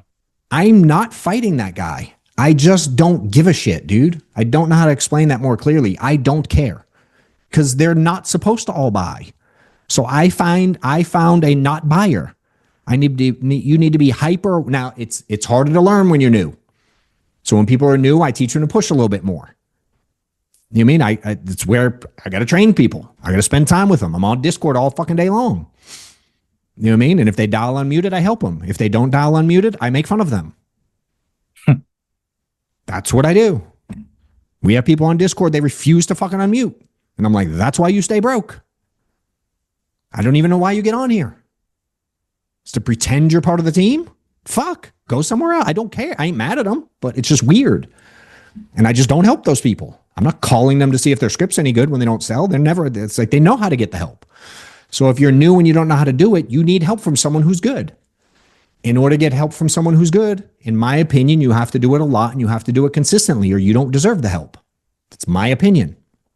Some people don't like my opinion. You know what I mean? But I don't know, dude. I'm hunting for the people that are my people. And I have gotten really good at figuring that out. But again, I've put in a lot of time and reps, you know, and I'm trying to teach people how to fast forward this thing and make it easier. And just having a natural conversation is going to make it easier. And then I always tell people they should be recording their own stuff and studying it relative to what I said you should say. And if you want to use a script, fine. But everyone, even the person who made that script is telling, the only reason we made the script is because a lot of y'all need one so bad or you won't work with us. So we make them to appease people. You know, that's the blunt reality. You know, but as you're going through this thing, you should be recording yourself and comparing it to someone who's doing it at a high level and going, oh, damn, I don't say what they say. And if any of y'all seen my social, Daryl's the one that called out this week because he pretended he was recording some shit and wasn't. And people do that every week. I call out 5 people a week in our group. Hey, they said this. And what do? I'm like, hey, send me the recording. Oh, I didn't record it. All right, well, what do you want me to do? You ain't training yourself and you want me to now take time out of my day to train you when you don't fucking work on the skill set yourself. I'm not saying that's perfect, but I'm very upfront that I get annoyed when people don't work on their craft. You know? And I just think if you work on your craft, if you work on saying, if you said that to 57 people this week and 62 people last week and 53 the week before, you sure shit wouldn't have started the same way you just did. That I know. 100%. You know? Yeah, I think this is the last thing I'll say. I know there's other people. I kind of came from the wholesale real estate space and also the online high ticket sales space. And it's a lot of word tracks, a lot of overcoming objections. Yeah. And versus Same. Here, it's like, there's some of that, but it's a lot of like, thanks for the. I think there's a lot of that. I mean, I think everything I say is word tracks and preventing objections. I'm not a big overcome objection kind of guy. Yeah. I'm much more of a prevent an objection kind of guy. And if you get it at the end, it means you fuck something up. You know what I mean? And again, I take those too. I don't close everybody I present to, but I'm okay with that. But I don't show pricing to anybody that don't give me a social. You don't get pricing without giving me a social. Period. Just ain't happening. You know? And if I get a social and I miss a sale, I'm okay with it. Because you give me a social means you want some insurance. You won't give me a social means you don't want some insurance. And I can know that in under typically 8 minutes. I'm usually about 8 minutes when I get to social. And I just teach people to do that. You know what I mean? So I'll say all that to say that leads into kind of the next thing I'm going to talk about. We have, this is the stuff I'm going to go through. So some of y'all been to a workshop before. What is the date? 16th, 17th? April 16th and 17th. Amanda, you got the giggles today, girl. You're killing me. You're right in the middle of my fucking screen too. The two of y'all. No, he literally said that you had to bring it up and then you said it. The exact same time. Yeah, I'm reading the script. I'm kidding. I don't have a script. You don't have a script. Yeah. It's like, this is the kind, so I'm having a 2-day workshop. We've done maybe 4 of them. They all sell out. And it's the next one's coming up April 16th and 17th. You can register. My team will put a link in there. It's johnwetmore.com/workshop would be my guess. Spend 2 days going over stuff like this. It's very interactive. It's workshop style, hence it's called the Get Effing Paid Workshop, meaning we sit down, we give you a book, we go through some stuff. It's very well planned out. I go over everything you could possibly want to know about insurance in our space, how to sell, the psychology of it all the word tracks, all the prevent objection stuff, whether anything you want to do with sales, how I underwrite, exactly what I do. Literally, I spend 2 full days, day and night, and I will lose a lot of money doing it because I won't be selling. I'll be sitting there in front of 30 people. So yes, I have people pay for it, but even if the room sells out, it's 15, 20K, I can make that selling. So for me, it's like I only want people who really want to get to the next level and really want to step up and do big things in the space, because I'm going to be very direct with people and we're going to be very interactive. I'm going to do a lot of role playing. A lot of people are going to stutter over their words because they don't prep, but we're going to get people better at what we do. Everything you could think about with sales, anything you could want to know about leads, the approach, the purchase, the strategy, any lead type that I've worked, I can talk about for sure. We will certainly talk about recruiting and building and how to recruit and how to build a team, how to structure a team, how to talk to recruits, how to do an interview, how to get rid of people, how to weed people out, how to know who to work with, how to know who to not work with, no different than you got to see objections coming on the phone. You got to see dipshits coming from an agent standpoint too. There are definitely people that I weed out, that I get hired on, and me and my team sit down and go, how do we get them to quit? We definitely have those conversations. There's some people who just pretend they want to do everything in the world, and then they're a complete and total pain in the ass. I don't want to work with them. No different than I don't want to work with that as a client. I don't want to work with them. And I teach all that. And I'm not perfect at any of this, but I can teach what I've done, and I can continue to teach the lessons I've learned. I can continue to teach you guys at these workshops the things that I've messed up over the years, because there's been lots of them. I've made a shit ton of mistakes in this space. So I will teach you everything I've learned about building and structure and all the recruiting stuff. We're going to talk a lot about systems. We're learning a lot in my office about AI, how to apply AI to our space now. We're like knee deep in it in my office right now. And we're picking up a ton of skills with it and trying to make all of our jobs easier and make things for y'all. We're using a lot of AI for the tracker that we're putting together. A lot of that's with AI. A lot of it's my concept, but building it, we're using some AI stuff for sure.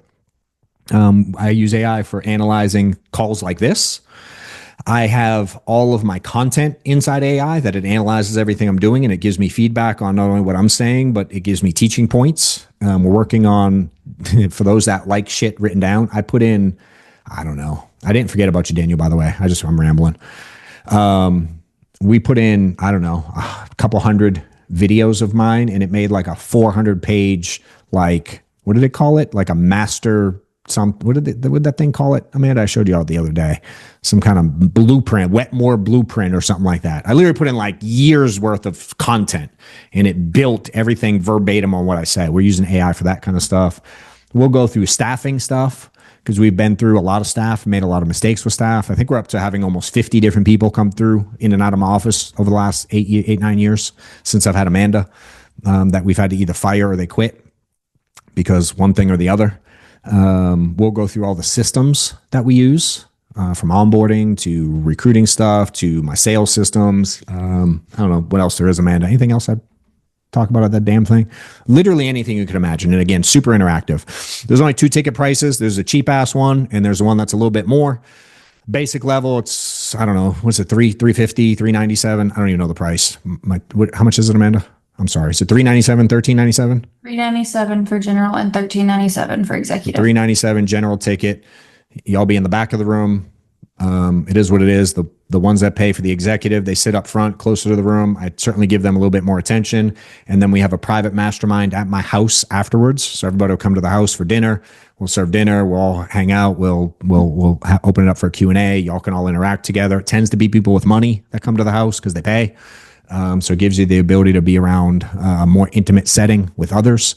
Last time we had, I think, 3 people, maybe 3 outside of me that were multi 7-figure earners at the house.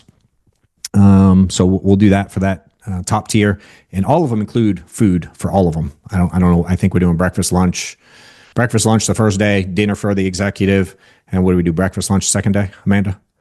All that we pay for. Again, there'll be a whole workbook, everything we do. So if you want to register, there's a link. I think we've already sold 15 tickets. I only have seats for 30. So if you want to come, great. I think you've been to one, Tony, maybe. Giovanni's there's been a bunch of people on here, been to them. So we're about half sold out already, and we just released it this week. So get in if you want to get in. Anything else I needed to say I would cover before I open it, Amanda? Am I forgetting anything? The tracker, workshop, leads. I don't think I have any other notes. All right, Daniel, what do you got, dude? You can unmute, bud. No, you're good. I see a couple others too. I'll take questions for a few minutes after this. Thanks, Go JJ. I appreciate everything you were talking about today. Really quickly, just want to get a couple of points clarified. Yeah. For your tracker, and I'm trying to be more analytical when I'm with this thing and treat it as a business, as you said. So when you say contacts, is that a pickup, or is a pickup considered a contact? Yeah, if they answer. They pick up, hello, you say like a human. They bang on you. Yeah, if they hang up right away, it's contact. Okay. Yeah, so a dial's a dial, a triple dial's 3. If I dial the phone, it counts as a dial for me. So 3 counts as 3. If you call 8, counts as 8. By the way, Daryl sold one yesterday for all you chicken shits that won't triple dial. I force our guys to get out of their comfort zone. Daryl sold one yesterday. He called 8 times in a row. They picked up, they said hello, he sold it. They said nothing else. I do it all the time. Most people won't do it. Me and Giovanni do it every day just for fun because people don't think we do it. And so we do it for fun. But Daryl nutted up yesterday and did it. And how much you make on that one, Daryl? It was a decent size sale, wasn't it? That was on that was on Tuesday night, but it was like 156 a month. I don't know math on it. Dope. Like 1,800. Not bad. Not bad. And so yeah, just dial's a dial. Pickup means they answered, or is a contact, whatever. For me, I think a presentation, I think some people fib and some people don't. For me, I think just be real with yourself. If you actually did a presentation, like for me, it's like if you get social and you're doing underwriting and you're talking numbers at the end, that's probably a presentation. You know what I mean? So according to you, then I haven't done any presentations because I've been the quote guy. So I'm going to try and stop doing that. Yeah, I mean, because that's how I was trained. Here's what and most people have. I was trained that way too. But with technology today, you don't have to. You can get a real answer now. You know what I mean? There's a decent amount of carriers that you can underwrite before you get any. You don't even need banking. But I did one. I wrote a big one this week where it was $250 a month, and he may do more. I had to write Aetna because of his age, and with Aetna, you can't get an answer before you get banking. So I had to get social and banking before I gave him pricing. I had banking. I got his routing and account number before I gave him pricing. And he was like, whoa, why do I got to give you banking now? I said, because you have to apply like you're going to pay. Right. Now, if you don't pick a price, all good. Nobody's going to do anything with your info.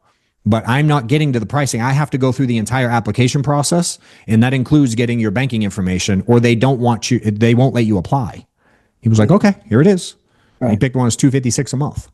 All right, cool. And lastly, and get out your hair. Yeah, please. I'm with a company in a free lead system. So I thought that I'm would glad be you the did way. this. How much comp does your free leads cost you, bro? You done that I math don't even yet? want to tell you, man. Yeah, buddy. I ain't mad at you.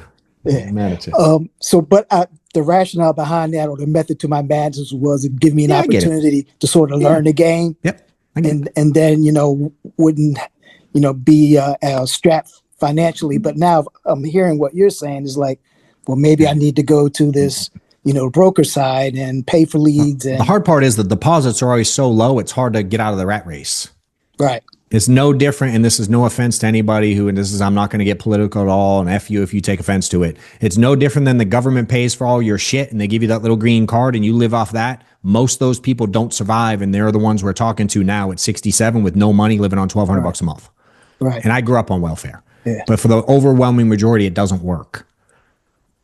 You know what I mean? And for me, I see that the same way. It's like a welfare system in a sense. It's really good for the dude who has a 120-point spread. It's not so good for the guy trying to make a living that makes $212 on a sale. You know what I mean? It's just tough. And I get there's a means for it and reason for it, but long term, it's tough, man, for an agent to make any money in that deal. You know what I mean? It's just tough to get out of that kind of hamster wheel, if you will. And I know some people that do it, and there's nothing wrong with it. Some people need that. So, you know, to each their own. Hopefully you disappeared from my screen, so hopefully that helped.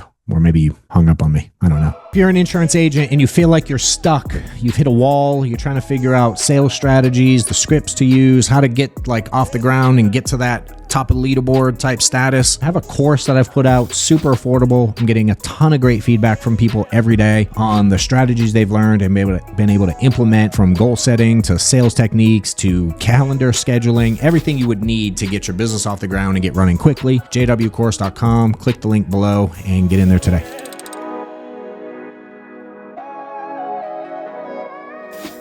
Mike, you got one, dude? I see your hand. I see a couple others in the screen, but go ahead, Mike. Yeah, my question is about tone, and maybe from Wesley's answer earlier, it might be about script, but I've been in the business about 5 months, and I average about 20 pickups a day, 5 days a week, and I'm using script, and I'm barely getting past the first line. Like, it's terrible. And I always hear... So if I answer, what are you saying? If I go hello, what do you say? John. Yeah. This is Mike. I'm a veteran underwriter, just getting back to you about the request you made online for veterans life insurance. I have your date of birth here is January 13th, 1963. Is that correct? So like all the stuff that's formal, cut out. Nobody gives a shit if you're licensed or not. They don't care if you're at the benefit center or not. They don't care about the veteran. They don't care at all. I'd rather you just cut out all that noise and be like, hey, this is Mike. I'm calling you back about that request with your date of birth of this. Is that you? And just eliminate all the other noise and see how, I bet you people listen longer. Gotcha. And then they might ask who you are. They go, yeah, who are you? I want you to verify as much info as you can without saying anything specific about who you are, other than I'm getting back to you. I'm getting back to you about the request where you put A, B, and C. All the other shit about who you are and how fancy your credentials are, save all that for later. And see if it gets you further. Just start there. Okay, cool. Okay? And then we'll work on the rest later. Just try the very beginning not to say anything fancy. Verify with as few words as possible. Start with that. Okay. Because and then, you know, tone is just like, and everybody's different, man. But I typically tell people to talk to these people like you talk to your buddies. Don't put on the insurance man voice. If you put on the insurance man voice, it's a wrap, dude. Now, some people just quite naturally have a weird insurance man voice, and they're very. I don't. A lot of those people struggle. I struggle with that. I struggle training those people. You know what I mean? But if you can just be like a dude who has a conversation, it's much easier to tweak what you're saying. They just want to talk to a person. You know? For sure. And again, that can be hard to teach for some people. But I feel like, I don't know, I feel like I'm pretty good at kind of holding my own in any situation. I feel like I can get in a room I'm not supposed to be in, or get in somewhere without a ticket when I'm supposed to have a ticket, or I can't, you know what I mean? I just feel like I know how to navigate those things really well. I know how to move people. I was telling something stupid with Amanda. This hit me. I told you I'd train on this today, Amanda. This isn't necessarily about tone, but it's more about control. She was doing this thing. We're staring at each other earlier. Not like that. That sounded weird. We were facing each other talking, and she goes, hey, you got something on your eye. And she did like this. Right. And I know it's a little different here, but like she did like this, and she touched her left eye because it was on my left eye. But when you're facing each other, our eyes are opposite. Right. So she did like this because she wanted me to get this eye. And I'm like, hey, you know something? I'm weird. And y'all can all try this. If you ever go like, hey, you got something right here, the person will hit the side that you're on the same side as. So now when someone has something on their right eye, I touch my left eye. I'm like, hey, you got something right here, because it's on the same side as them. They'll naturally do it on the correct side. Where if you do it the opposite way, people will get you got something on your cheek, on your lip like this. Dude, we naturally will do it I only say that to say how well you can control how fucking weird people are. how easily people can be controlled. You know, and it's just a very, again, next time you get someone, say, hey, you got something on your lip, do like that and watch which side they touch. And then the next person, do it different and see how they react different. That's the shit I do on the phone. I say something and I listen. I say something and I watch. And I go, ooh, when I did that, this happened. Hey, let me tweak it. And then let me see what happens next time. You know, and it's the weirdest dynamic, dude. Now, every time because how many times have you gone like, hey, you got something on your lip and they rub the wrong side? I know y'all fucking see that. And it's like, no, the other side. Oh, shit. It's because of what the side you're touching controls what they do. You know? And it's one of the weirdest examples ever, but now I do it on purpose and it's fucking so unique. It's so mind blowing to me how funny it is with people. So next time you're out with someone at dinner and you got some shit on their face, pay attention. You'll see how weird it is. But that's how I am on the phone. You know what I mean? When I show pricing, I'm like, all right, bud, hey, so they approved you up to 100 grand, Mike. And I know you said you only need about 10, but they do require, I tell you the most you're eligible for. So they have allowed you to get up to 100 grand. So one day, if you ever want to call back and get some more, you certainly can. And I'm not advising you buy this today, but I am going to tell you the price. It might be a small car payment or maybe even a mortgage payment, but 100 grand is only $622 a month. And dude, I listened to their reaction. You show 30 grand a month. I listen to their reaction and I immediately know how to adapt. I told a guy I was going to show him the other day, 30, 20, and 10. I showed him 30. It was like $252 a month. He didn't say shit. I was like, all right, this dude ain't scared. I showed him 20. It was like $190 a month. He went, I'll take that one. I sure shit didn't show him 10. I stopped. Got it. No problem. All right, man. So, you know what I mean? I just move forward. I'm just trying to be hyper aware more than anything. And that will help with tone. Because if you play with tone and you're paying attention to the way they react, you'll then learn how to adjust your tone. And I finally started listening to my recordings after you've said it a million times. Yeah. And you probably sound like awful relative to what you think you sounded like. You mean you probably hear things that you're like, ooh, that's weird. I didn't know I did that. We all find quirks. I listen to my own talks, dude. I'll get off stage and people be freaking out about how good the talk was. I get off and I'm like, ooh, I didn't like the way I said that. I mean, we all have that. You know, I actually don't hear it as that bad, and maybe I need to listen to just a normal, natural conversation when I'm on Zoom being recorded or somewhere else when I'm talking to hear the difference of me being natural versus me doing the script and that. Last thing real quick. I know you've said in the past how to get in your dial room and be able to actually unmute. Are you willing to say how I can do that? Yeah, it's johnwetmore.com/Discord. And if you're in there consistently and I know who you are, I let an obnoxious amount of people in. It's really for the base shop. It's just a different access code. Okay. But if you're in there regular and you want to, just hit me up. We'll unmute you. Hit me or Reese or Amanda if you literally want to be unmuted. Just on Discord. Yeah, just hit DM. We're always in there. There's one of us always in there. Just because you can type. You can type in the chat. In the dial chat. So anyone that, even though you can't unmute or be on camera, you can type in the chat. We give access to that.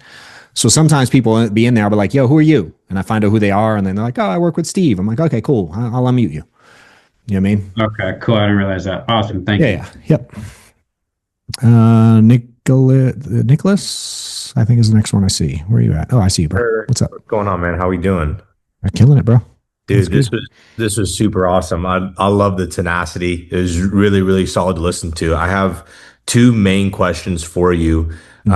First one, just based on everything that I've seen from your stuff and then today as well, primarily final expense that you're going after. Why final expense versus Medicare or something else like that? Like, I understand that the demand for something like IUL, it is a little bit more going to be like referral based. These are wealthier people who want to trust someone. I mean, I think you can buy leads, but is there a reason why you're going after final expense instead of Medicare?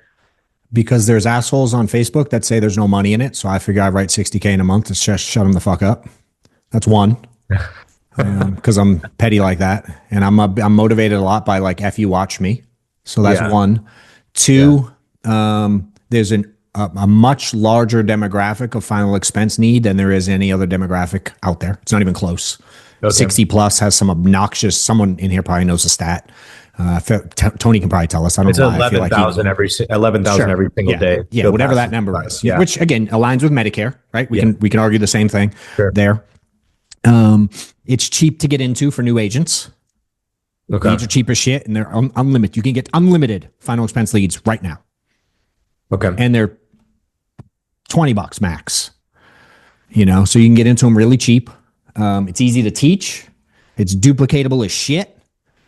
So you're trying to go after like the McDonald's model. You want something quick, fast, get as many Yeah. people in. They just follow a fucking method. Yeah, I don't want to be a sales guy for me. This isn't teaching people how to be salesmen forever. This is teaching people how to build something. Okay. And I'm mad at people who say there's plenty of money in IULs too. I'm not. Here's what I will tell you. They all work. All of them work. All of the models work. There's someone rich at every IMO. Mm-hmm. They all work. I'm a big believer that they all work. Mm-hmm. But I go, what's really easy for agents to get into? What's insanely duplicatable? What's easy as shit to teach? What's easy to underwrite? What gets me paid now? I want to get paid now. I don't want to be paid in 6 weeks. That's with IULs. Yeah, dude. I don't want to fuck with none of that. I don't want to do anything fully underwritten. I don't want to write term. I don't want an iGo app at all. I don't fuck with that thing. I don't like that thing. I don't want anything to do with it. Okay. I want to get paid tomorrow.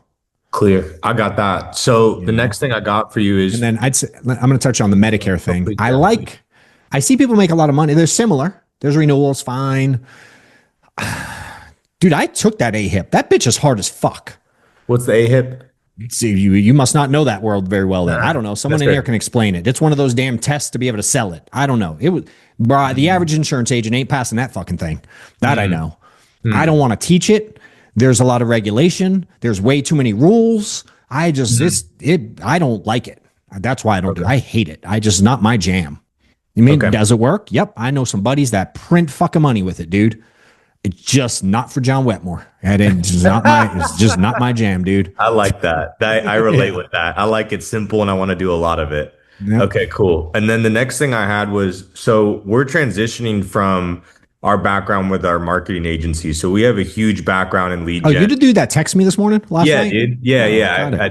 That's it just me. clicked right now. Yeah. So, dude, I mean, all we do is run Facebook ads. We've spent like 15 million on Facebook ads. So we get the game, but I'm looking at this and I'm like, should we just buy leads? Should we generate our own leads? And I'm looking at it like, why aren't you generating your own leads? Why are you just choosing to buy from someone? Is it again a John Wetmore? I want this to be as simple as possible. Yeah, dude. Because Mike Fowle's really good at creating leads, and I like Mike Fowle making a bunch of money too. And I'm gonna let him do what he's really good at, and I'm gonna do what I'm really good at.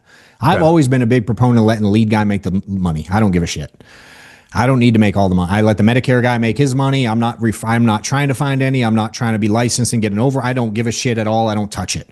Leads, I just don't have the mental capacity to fuck with it. I'm smart as shit, dude. I can figure out how to make leads. I ain't no fucking dummy. Some of the people that run lead companies, they ain't bright.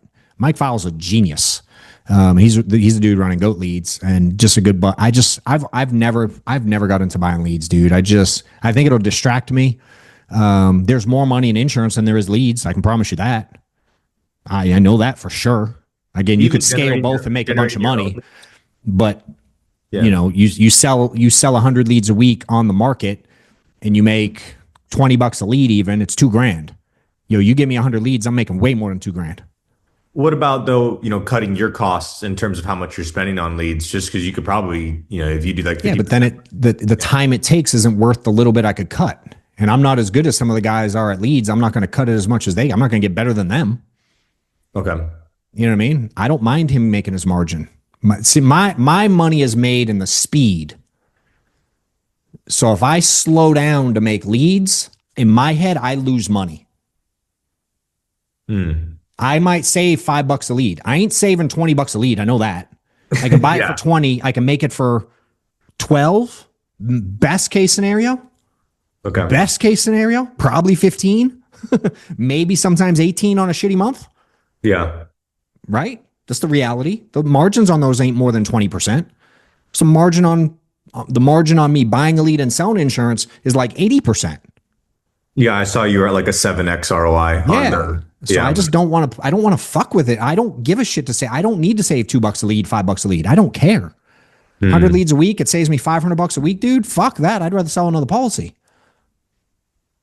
And I don't have to worry about lead spend and Facebook and damn, what's that thing? The algorithms and them changing the way they work and the APIs. And I don't want to do none of that shit, dude.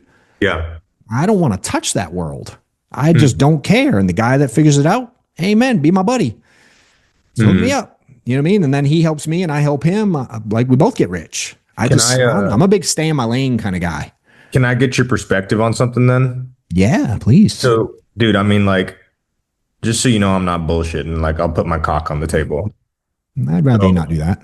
I've sold 1.19 million of my own services. Like, I've done that myself. Sales, easy as fuck, dude. That's top line, right? That's net. Like, that's cash coming into mine minus like whatever my Stripe fees are. That's like over the past 4 years or so, 5 years. So a couple of grand a year. Yeah. And so, you know, like obviously first couple years weren't as high as the last couple. So sales, dude, I'm a dog. I'll do sales all day long. I love sales. Marketing and advertising, though, also really massive fucking strong suit of mine. Like I'm great at copy. I'm great at ads. I'm great at production. I have a media buyer that's just world class. And I'm like, how do I leverage? I feel like if I just park that skill set, I'm almost like not leveraging it. But then I know that this one also makes a ton of money. Yeah. Here's the thing. I think it's everybody's preference. I'll tell you this. I know some people that do both. And they have really big lead companies and they have really big agencies. Now, I could argue both sides of the coin and go, some of those guys that sell their agents leads and they grow a lead company while they grow their agency, there becomes a level of, what's the word I want to use? When you, what's the word? Like resentment towards that dude, because now they're making money on leads too. I see that happen sometimes with some of the guys that build big agencies that they also run the leads. It gets this weird little rub. You know what I mean? But I know some guys that run lead companies inside their agencies and they kill it, dude. It's just not for me. I don't know. I'm too simple. But I'm also not amazing at copy and I don't know how to, it's not maybe if I was overwhelmingly amazing at it, I might look at it differently, but I could hire a guy to be amazing at it and I could make good money, and I choose to not do that either. But I don't know. It's probably more of an individual conversation, because if you love doing it, I don't love doing it. I like making money. I like making money. I don't give a shit. If you love making money and don't give a shit about marketing, you could take marketing skill set and apply it in different ways and teach people how to recruit and build big ass teams, and you could make 8 figures doing that shit. You know what I mean? I just think leads are leads, and it changes so much, and it's always different. You always got to stay with the times, and you always got to be adjusting and adapting. And then, quite frankly, dude, I don't want to be dealing with the agents who bitch about every lead. I don't want to get the emails about the disconnected numbers, and I don't want to deal with none of that shit, dude. That's real. Okay. Yeah. I don't want to manage that chaos. I don't want to hire 4 staff to manage everybody who bitches about the fucking disconnected numbers. I don't want nothing to do with that, dude.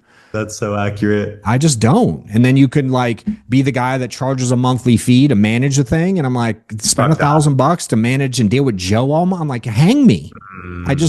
I'd rather teach him how to sell insurance and have 20, 30 point spread and teach him how to get rich. And then I get rich too. You know, I don't know, dude. I've been in this business a long time, and I've had a shitload of opportunities to do leads, and I pass every time.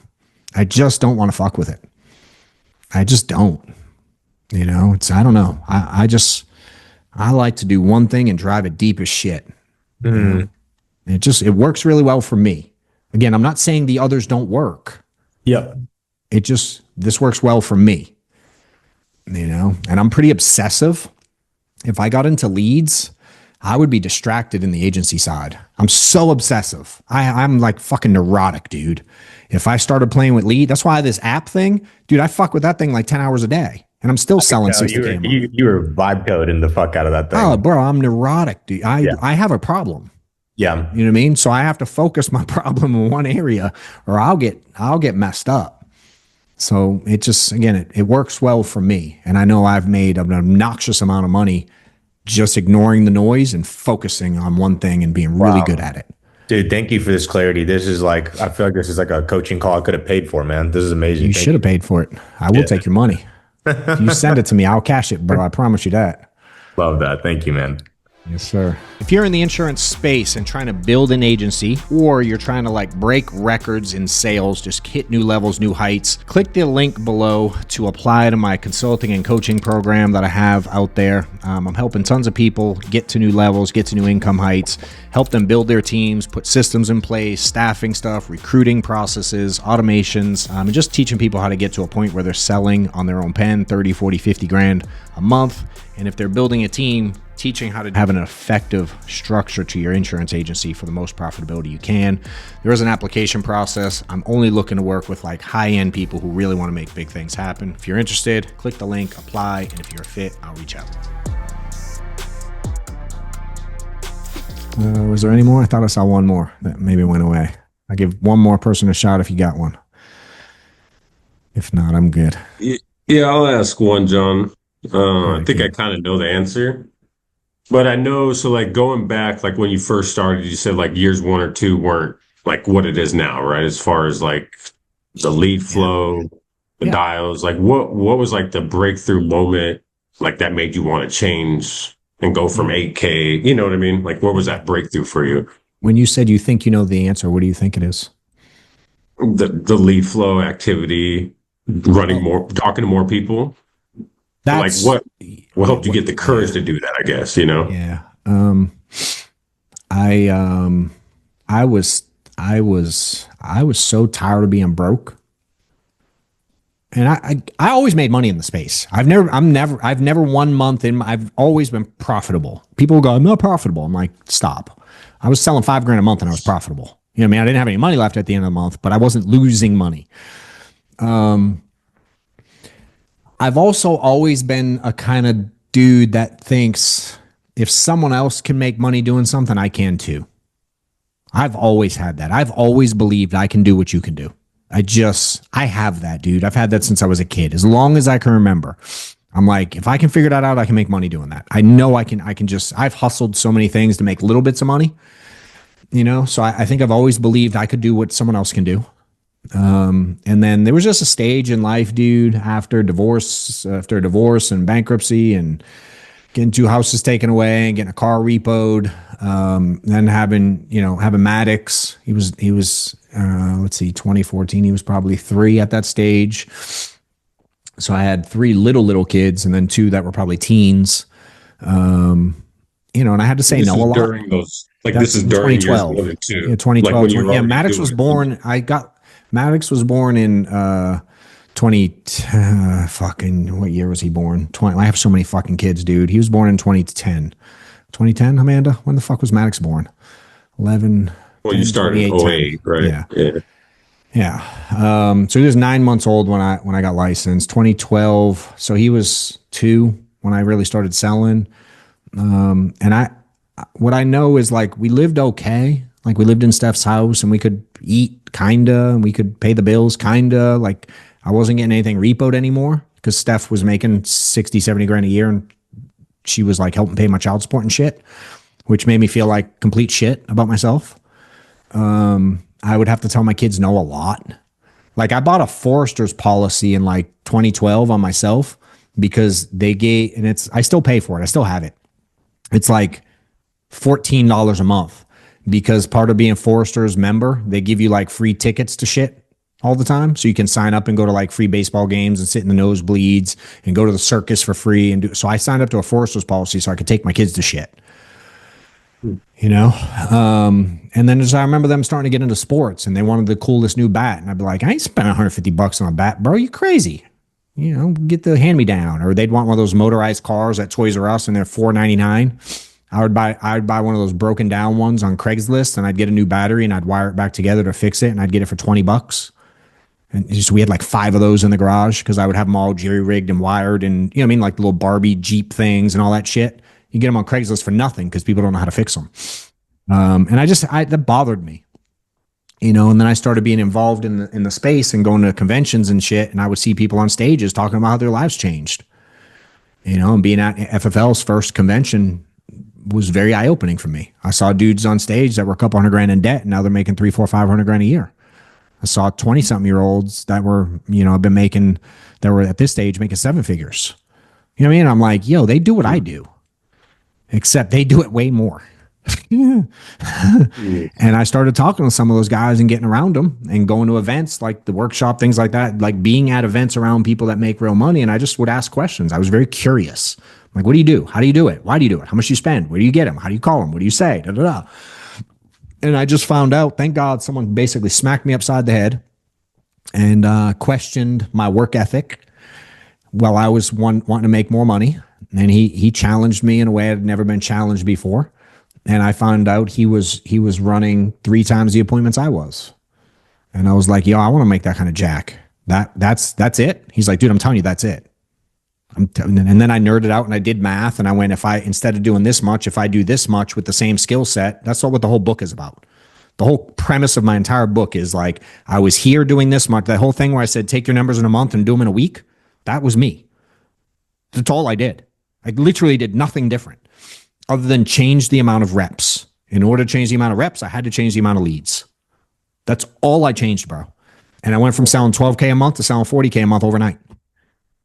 Literally. And then, yeah, right there. So, like, what do you think? Because it sounds like people were kind of bringing that up. Like, you kind of you went to convention, you knew invest more, get more leads, but you still kept doing the same thing until he. No, that was my first convention. That happened at my first convention. And you talked to that guy at that convention. That's when you guys, like, that's what changed. Yeah, I changed. I literally changed the next week. Oh, okay. The next month, I issued 40 grand. I went from 12 grand to 40 grand overnight. Yeah. There was no hesitation as far as like the investment or anything. I came home and I said, Steph, this is what Mark said I have to do. Here's the schedule I need to go. Here's what he said I have to do. And she went, okay. Prior to that, what was like the expectation? Other jackass was telling me to run 10 appointments a week. Oh, so I listened. So it was just like the groundwork, yeah. Because obviously now the space is way more developed where we come in and they're saying spend 1,000 a week. I'm not sure what. Yeah, no one was saying that, dude. They were like, limp in and run 10 appointments a week in the field at the time, in the field. 10 a week. Yeah. Like, that's 2 a day. Like, that's nobody. Yeah. But that's so I went from 10 a week to 30 a week. That's all. That's literally all I changed. This was back in the day, field sales, driving to the house, kitchen table shit. I went from running 8 to 10 a week to running 30 a week. 30 a week, it was 120 a month. 1,500 people a year. I figured 1,500 people a year. I would see 1,000 of them because I had like a third no-showed me. And if I saw 1,000 people and I closed 25% of them, I'd take 250 apps. I'd make 250 grand. That was my goal that year. I fucked up and made 468. Because of the momentum and skill. Yeah, dude. Yeah, that was it. And that changed my life, bro. And that's all I was talking. That's why it's all I talk about. Because I'm the same human that was selling 8 grand a month before that. And I just said, fuck it. What if I just stop overthinking everything and I just go do a bunch more of it? Let's just see what happens. Let me just try it. That's what he said to do, so I'm trying it. Because for the first 2 years, you didn't necessarily have like that direction or even like it sounds like you were like distracted with the personal life as well. Dude, so everyone was saying, learn this product, get this lead, call it this time, wait till the weather's perfect, leave this voicemail. Said the 7 steps to success, read this book. That's all it was. Yeah. And this guy was like, no, go work your fucking face off, bro. I was like, wait, what? He's like, no, go work your fucking face off. I'm like, that's it. He's like, dude, do you not hear the words coming out of my mouth? I'm like, okay.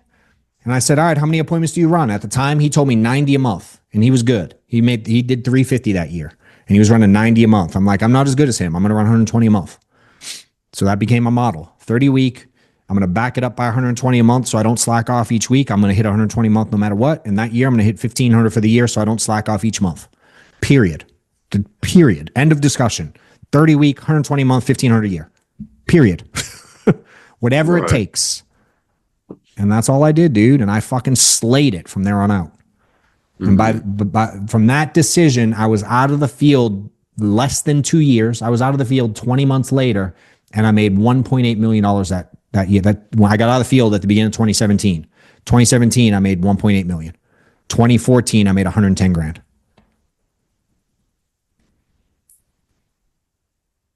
Damn. Breakthrough moment. Yeah. And all of it was spawned by that happened there right before that. I had gotten, it's in the book. I got a letter about some fucking alimony that was due, and I was pissed off having to pay it. It was $1,000 a month, and I was pissed. And then another guy came in and challenged me. So I had 2 people challenge me within like a few week period. My other mentor, Mike, came in and challenged me because I was pissed off about paying alimony for $1,000 a month. And he goes in and goes, "Hey, can I ask you a question?" I was like, "Sure." And he goes, "You losing your fucking mind over one application a month, bro?" It's like, got it. And then convention was like a week later. It was literally like right at the same time. All happened there. And it just all right there. I was like, fuck it. I'm done. I said, I'm never going to worry about $1,000 again in my life, ever. Right. Because you almost, in a way, you kind of had like a chip on your shoulder, like I still have a chip on my shoulder, bro. A big ass one. Uh-huh. Yeah. Like a point to prove, like Yes. That ain't no chip. The chip fell off a long time ago. It's still there, bro. It's just y'all don't see it's still there. I'm very motivated by some things that move me. I'm like a F you watch me kind of guy in a big way. I just am. I'm very motivated by people that dislike me. I'm very motivated by people who talk shit. I'm very motivated by people who say I can't do things. It fuels the shit out of me. And I like that I can take care of my kids in a way that I've never been able to take care of them. And I pay alimony and I pay child support. I still pay child support for 3 kids that are fucking adults. And everyone around me like, why the fuck you do it? I'm like, because I don't want to have the conversation. I don't give a shit. I just keep paying her. I just, who cares? Yeah. I just don't give a shit, you know? But I get to, you know, I'm paying for my daughter to go to school. I'm paying for an apartment. My son gets to go to a college he wants to go to. I bought them both cars when they're turning. I just pay for everything, dude. It's just, I like being that guy, you know? Nice. So. Right answer. I appreciate it. Yep. You got it. All right. We'll let y'all roll. If you need anything, let me know. Some of y'all will see at the workshop. Some of y'all will see some changes. Some of y'all will stay the same. Let me know if I can help anytime. There'll be another one. I don't know when the next one of these is, but we'll email the shit out of you guys when we have a new one, and there'll be links and all that everywhere. I'm sure it's in about a month or so. So if I can help at all, y'all let me know.